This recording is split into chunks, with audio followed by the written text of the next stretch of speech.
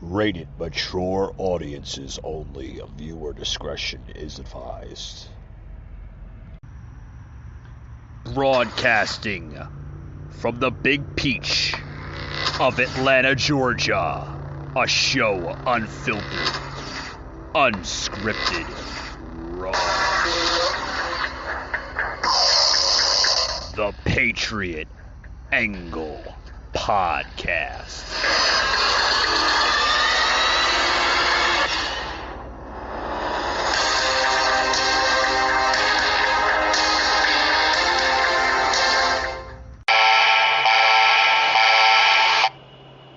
Yeah, let's go, guys. Let's go. Today is on.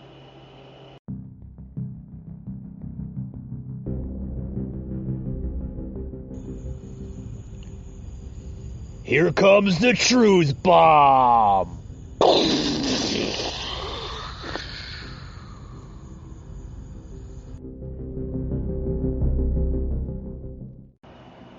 Hey guys, welcome to another edition here to the podcast. I'm your host Mike. Still here in Florida, visiting some family here. Leaving tomorrow, flying out of Orlando back up to Atlanta. So leaving tomorrow. Had a good time here. The weather has been kind of mild here, which was very strange. I was expecting like high humidity and this and that, but it's been really, really nice here. Nice little breeze coming through. Rained like hell earlier today and yesterday, but definitely had a good time here in Florida, visiting family, enjoying myself, taking a break from life itself. But with that being said, welcome to tonight's show. Got a couple little topics here I want to get into. Want to talk about the creepy Cuomo. Yeah, he's back in the headlines here.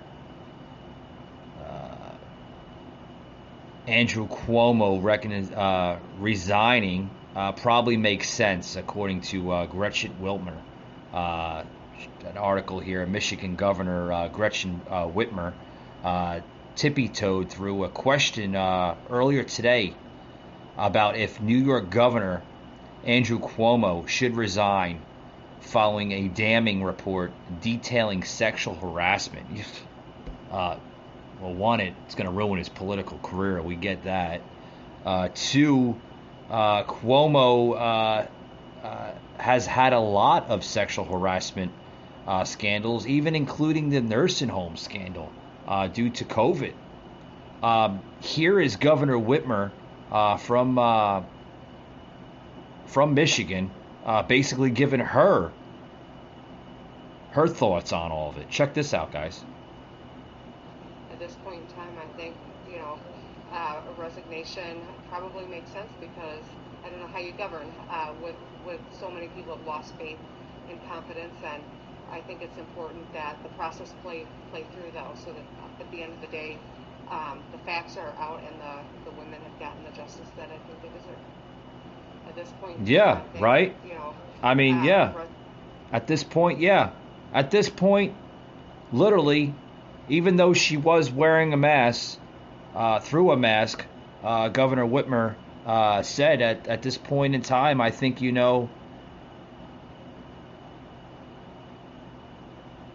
that he should resign.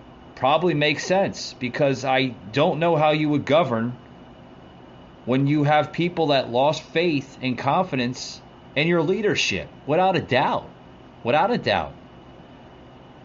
Folks, I think it's important that the progress play through. So at the end of the day, the facts are out and the women have gotten the justice that they think they deserve.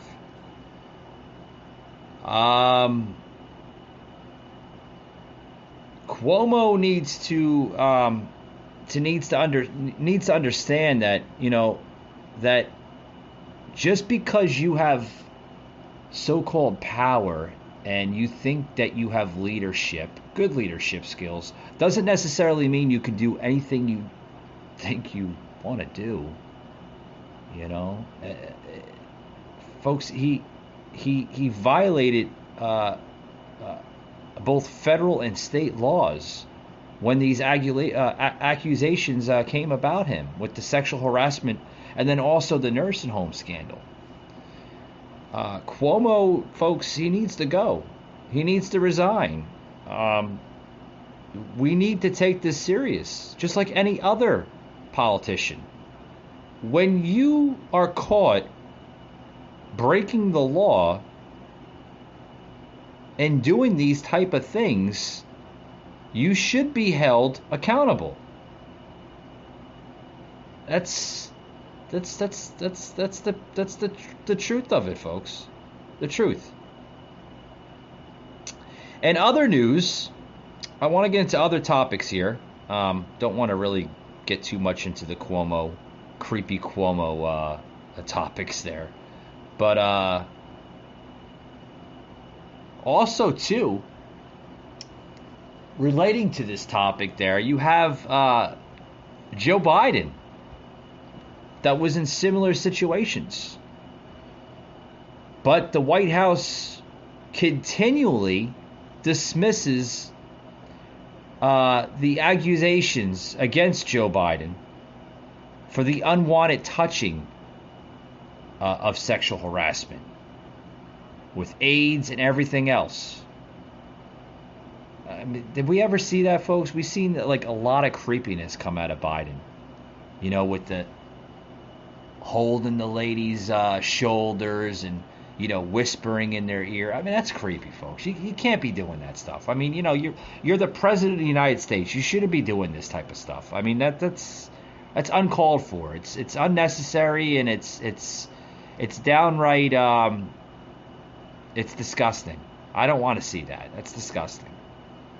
Inappropriate actions, if you ask me. Very inappropriate.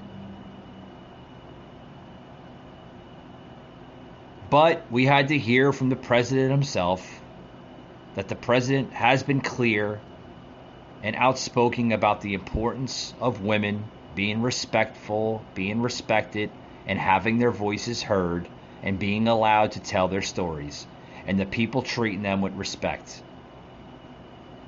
Biden is a lot of things, folks, and doing these things is just unnecessary. What else here in the news here? I got into the earlier today. It was a double header, by the way, of the podcasting. I don't know if anybody noticed that. I did a podcast earlier this morning, doing another podcast tonight, trying to play the catch up here because I'm still on vacation here in Florida. So doing a lot of my recording episodes on via mobile. So it takes a while to do the editing that's on the mobile here. So I do want to appreciate the patience level of my listeners that tune into the show. Thank you very much. On to other news here. I want to get into Bill Gates literally speaks out as Dr. Fauci warns there is ample chance for more dangerous variant to emerge. Check this out, guys. This is a story basically buzzing all over the place. You got to check this out. Basically, Bill Gates saying that I never understood being against masks as strongly as some people are. Check this out. This is Bill Gates on giving his view. So Bill, Dr. Fauci today warned that if more don't get vaccinated, there is what he called ample chance that a variant more aggressive and pervasive than the Delta variant can emerge. I assume you agree with that. Could it already have formed? I mean, variants are, I mean, there's nothing to stop there from being a new variant that goes after children more aggressively, right? I mean, there's no way to predict what a variant is going to do. Yeah, sadly, there could be a worse variant. If you took the evasion from antibodies capability of beta and you combined it with Delta's transmissiveness, you would have an even worse variant. Now, there may be biological reasons why those features can't combine and still be transmissive in the lungs, but We don't know. And, we were caught unawares again. The amount of sequencing of the virus that was going on was too little. Some of this was caught because the UK did good sequencing. Some of it was caught, beta, in fact, by the trials the foundation funded in South Africa. But yes, you cannot assume that there won't be a worse variant. We learned late today that the Biden administration, they're developing a plan to require all foreign visitors be vaccinated. Obviously, that would require that citizens of other countries have access to vaccines. I know global vaccine equity is something you're obviously very concerned about and have worked a lot on. Which areas of the world are you most focused on? Well, it's tragic that we weren't able to make enough vaccines for the whole world, so that, time difference between the first person getting access to the vaccine, the last person, could be as much as 2 years. In the future, we should have so much manufacturing capacity that we can do that in less than 6 months. There are countries that have had horrific epidemics of COVID without much vaccine. India, because of a partnership that our foundation funded with Serum, has had 400 million of those vaccines so far, and 1 billion by the end of the year. That's the second source, AstraZeneca. So thank goodness in the spring of 2020, the right things was done. All the know-how was transferred in, and that same thing is happening with Johnson & Johnson and Novavax. So we hope that over the next 6 to 9 months, the supply issue gets solved. In the meantime, whenever you have an elderly person, in South America or in Africa who dies of COVID, it's an injustice because other people who are at far less risk got the vaccine before they did. Along those same lines, what do you think about the right answer is on booster shots? Israel's already started administering third doses to people over 60. The World Health Organization today asked for all booster doses to be halted until at least the end of September so more doses can be distributed to developing nations. Obviously, officials in the U.S. haven't made a decision on boosters yet. What is the right thing to do? In the next few months, the boosters should be reserved for people who clearly have antibody waning. That is, people who have weak immune systems, like people living with HIV. And it's a pretty modest percentage of the population. The beauty of that is then we'll be able to get a lot of supply out to the world and really understand. Turn him off. Turn this off, folks. This is Microsoft co-founder Bill Gates earlier today on CNN's Anderson Cooper 360. First of all, I don't understand why the hell they're interviewing this guy. Like, he has nothing. He has no affiliation with masks or COVID shots, vaccines. Like, why would they interview somebody like this? Like, what the hell does he know? He's only repeating of what you would hear on a regular news panel. Like, this is silly, folks. Literally silly. Like, I don't understand it. I do not understand it. Oh boy. Other news here. You got to check this out, guys. This is some crazy stuff. Biden versus DeSantis on everything. Coronavirus, masking, mandates, lockdowns. I mean, this is off the charts here, folks. I'm going to take a quick little break. You got to listen to this topic here. I want to get into this topic and kind of spend some time on the topic because I think it's important to touch here on the podcast. Check this out, guys. Be right back after these words. Don't go anywhere. If you're struggling to lose weight, you've probably heard about weight loss medications like Wegovy or Zepbound, and you might be wondering if they're right for you. Meet PlushCare, a leading telehealth provider with doctors who are there for you day and night to partner with you in your weight loss journey. If you qualify, they can safely prescribe you medication from the comfort of your own home. To get started, visit plushcare.com/weightloss. That's plushcare.com/weightloss. plushcare.com/weightloss.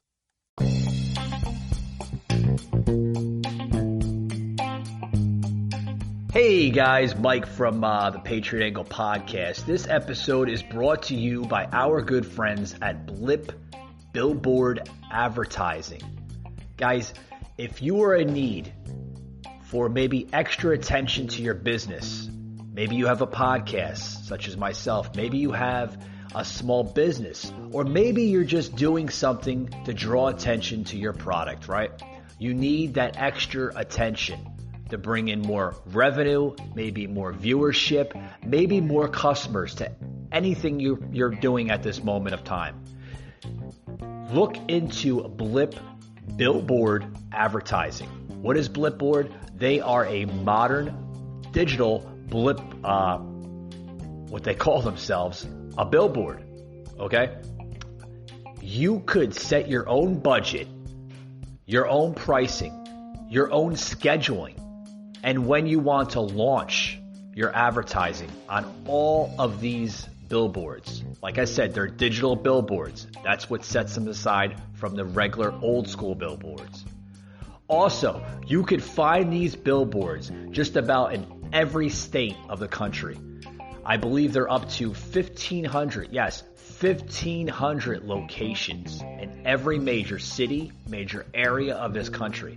Guys, check them out. I use them for the podcast. They are phenomenal. They do work and they do promote your product to extreme levels to get customers and get clientele. Check them out today, guys. Blip Billboards. You can Google them and they come right up. blipbillboards.com. Check them out today. You'll love them.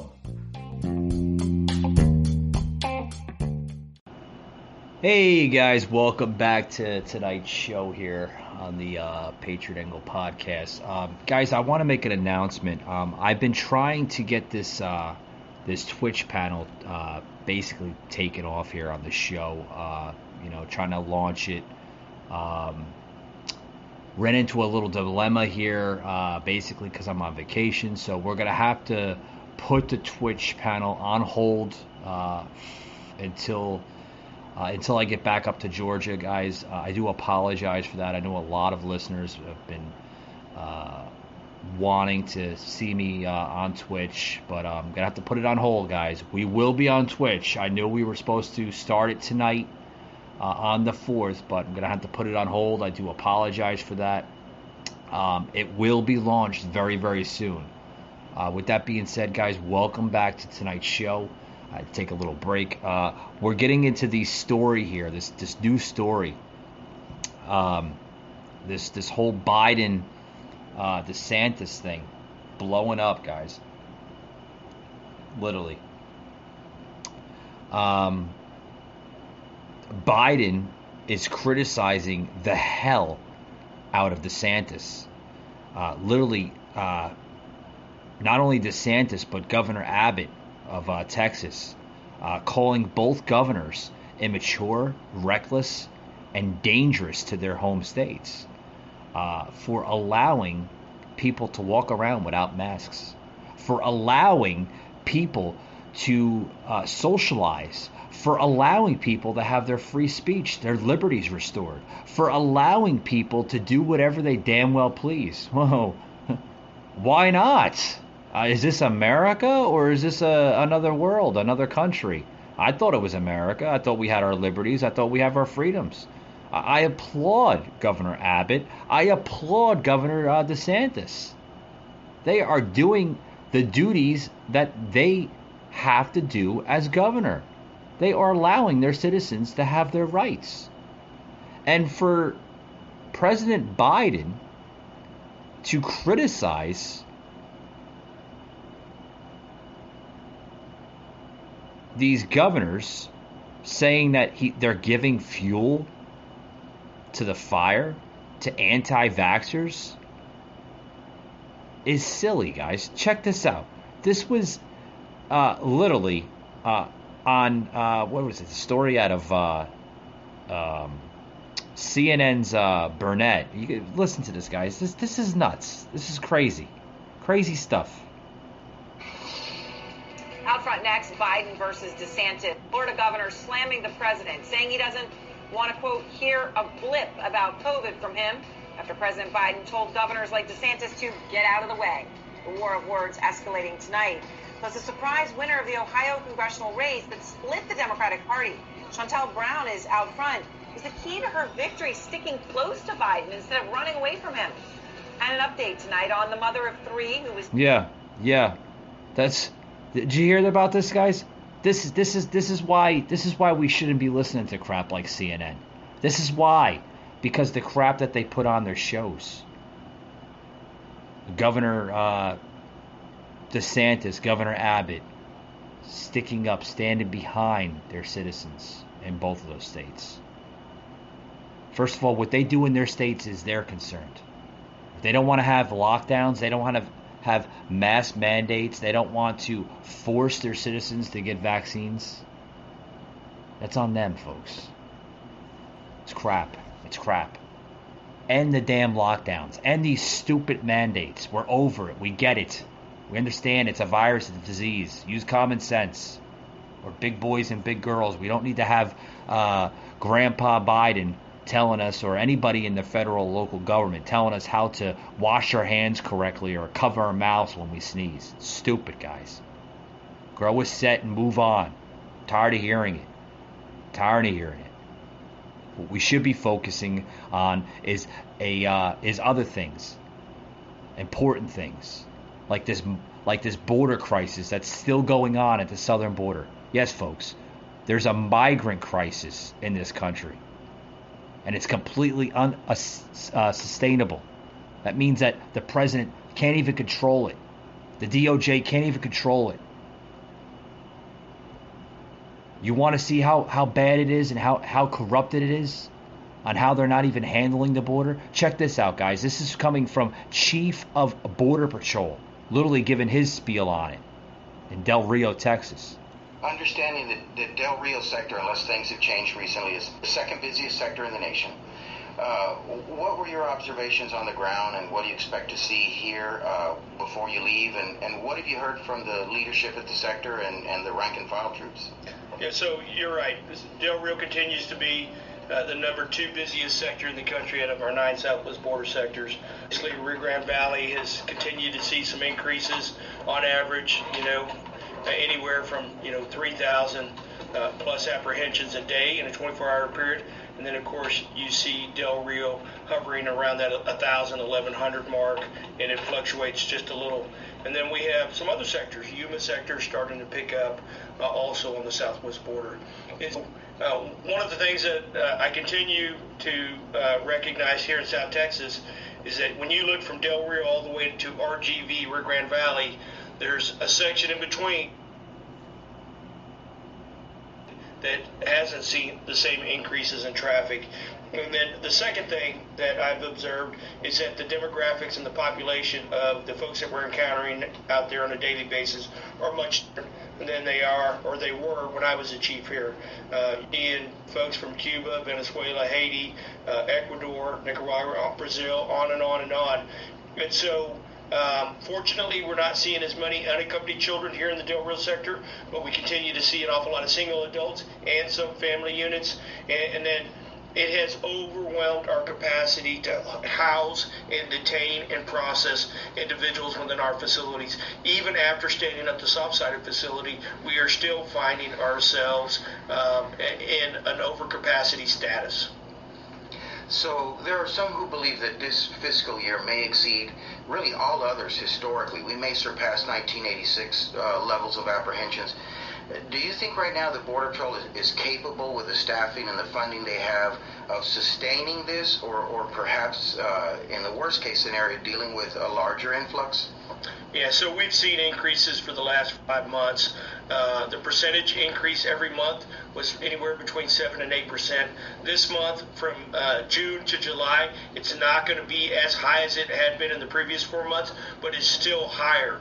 And so those levels are really, I think, unsustainable for any organization. Because remember, you're not just straining the resources of the Border Patrol. You have Health and Human Resources whose resources are strained. You have ICE, Enforcement Removal Office, and the NGOs and these communities are also strained. And so I've had conversations with city and county officials here. I'm going to have them in Laredo and Rio Grande Valley, and I'm sure I'm going to have the same a dialogue expressing some concerns about how it's taxing their limited resources, both on the medical side with respect to COVID, and then from a security perspective from the state and local law enforcement agencies that are assisting the Border Patrol in ensuring that our communities are safe. Yeah, we have to. We have to ensure our communities are safe, folks. Like I said, stop with the damn hysteria of COVID. Stop with all this, folks. Stop with it. Focus on important things like our southern border. We have a border crisis, folks, literally. And guess who's to blame for that? Joseph Biden. President Biden hasn't done a damn thing about securing it. Doesn't even have a plan rolled out. Every time they question him about this, he looks at everybody with his jaw drop and say, well, we're going to focus on... Focus on what? Tell us what you're going to focus on. Stop saying what you're going to do and do it. Take action. Be like our former president, Donald Trump, and take action of what you need to do as commander-in-chief of this country. Stop playing the damn race card. Stop forcing mandates. Stop forcing vaccinations and focus on important things in this country. Our border crisis that is basically out of freaking control. Literally out of control. While we have a border crisis, we have Biden's DHS hiding crimes committed by released migrants. Oh yeah, there's a big lawsuit coming out. Big lawsuit coming out. President Joe Biden's Department of Homeland Security is failing to disclose crimes, if any, committed by migrants that the administration has released into the United States Interior. The Interior there? A newly filed lawsuit alleges. Yes, there's a lawsuit on this, folks. Back in January, after taking office, Biden ended the Remain in Mexico program, which had proven remarkably effective in eliminating the catch and release policy, which was played out by the previous presidential administration before Trump, which was Obama. Obama influenced and put into perspective the catch and release policy. Trump ended that. The catch and release policy, whereby border crossers were apprehended, and released into the U.S. while waiting their asylum hearings. Trump ended that. Biden basically pretty much piggyback off of Obama's policy. So pretty much we're seeing catch and release back in order here, because they're not doing a damn thing. They're catching them and then they're come back, when you have your hearing. Yeah, do they come back? Yeah, the simple-minded morons of them will come back. 13% of them will come back for their hearings. The other 86% will flee somewhere in the United States, hide out, make money with various of different types of jobs, landscaping, construction, make as much money, send it back to their homelands, and then they live like kings and queens for the rest of their lives. And then they come back in 10, 20 years, they repeat the cycle all over again, guys. This is what we've been seeing forever. Trump tried to end that. He did end it. He ended that nightmare that we had to deal with for 30, 40, 50 years, because no other president even thought about even the agenda of doing that. So yes, folks, we do have a border problem. We have a border crisis. We have illegal immigrants coming into this country with diseases, viruses that are not even being talked about. But the Biden administration is not even talking about it. I don't even think they can care less about it. They don't. They can care less about it, because if they did care about it, they would be talking about it. They would have a simple plan of action to deal with it. Biden announced in February that his DHS, with the help of the United Nations, would start releasing about 25,600 migrants enrolled in the program into the U.S. Also reported that the migrants are being released into Brownsville and El Paso, Texas, as well as San Diego, California.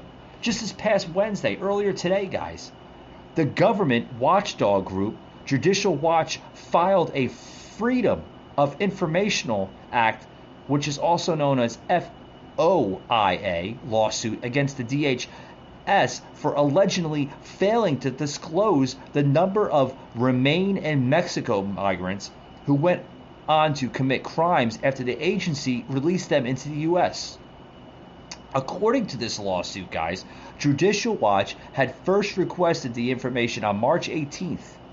The officials responded to the request on April 5th, confirming that they had received it. While the United States Citizenship and Immigration Services Agency responded to the FOIA request, stating that they had found no criminal records on Remain in Mexico migrants, other sub-agencies like DHS, like Customs and Border Patrol agents, and Immigration and Custom Enforcement, known as ICE, have yet to respond to the request the lawsuit claims. This is crap, guys. Literally crap. We have to deal with this. This is what we deal with every single day under this crooked administration. The Biden administration should come clean about crimes committed by aliens as a result of its reckless decision to end the Remain in Mexico. A common sense measure, folks, should be put in place. It should. Because the common sense measure that was put in place by the Trump administration to try to control the border, which they had controlled the border. We had zero to little no of border patrol, border crossers. We had a wall put up. Our drugs that were pouring in were being controlled by Border Patrol. And everything else was being controlled and handled responsibly under the Trump administration. What is Biden doing? Ignoring every angle that is happening at our southern border. Every angle. It's terrible. Terrible. In closing here, guys, because I got to close up the show here because we're on limited time here because, I'm not in my main studio here in Georgia. But in closing here, the lawsuit asks a federal judge to order DHS to make available all criminal records, if anything, on Remain in Mexico migrants. As early as May, more than 8,300 Remain in Mexico migrants had been released into the U.S. Many headed to Florida, Texas, and California. Those are the three big states that they're heading to, according to reports. Why those three states? Jobs mainly in the landscaping, hard labor jobs such as construction. These type of industries are, it's easy for them to obtain that type of work, folks, because they're getting paid under the table, cash mainly. And what do they do with that? They go to the first agencies that they can find, like Western Union, and they wire them all that back to their homelands. Folks, they've been doing this crap for 50 plus years, ripping off our economy and ripping off mainly the taxpayers. Folks, it is destroying our economy. Now, I'm not against immigration. What I am against is illegal immigration. People like these people that do this to our country.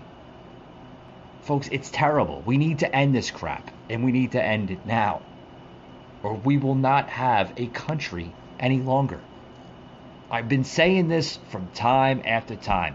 You need to secure a better immigration policy. And what we are seeing from the Biden administration is totally corrupted, totally unhinged, and idiocy at its finest. That's my closing, folks. Thank you for tuning in tonight. And we will see you this Friday. We're not having a show tomorrow, but we'll see you this Friday evening on the Patriot Angle podcast. Thanks for tuning in, guys.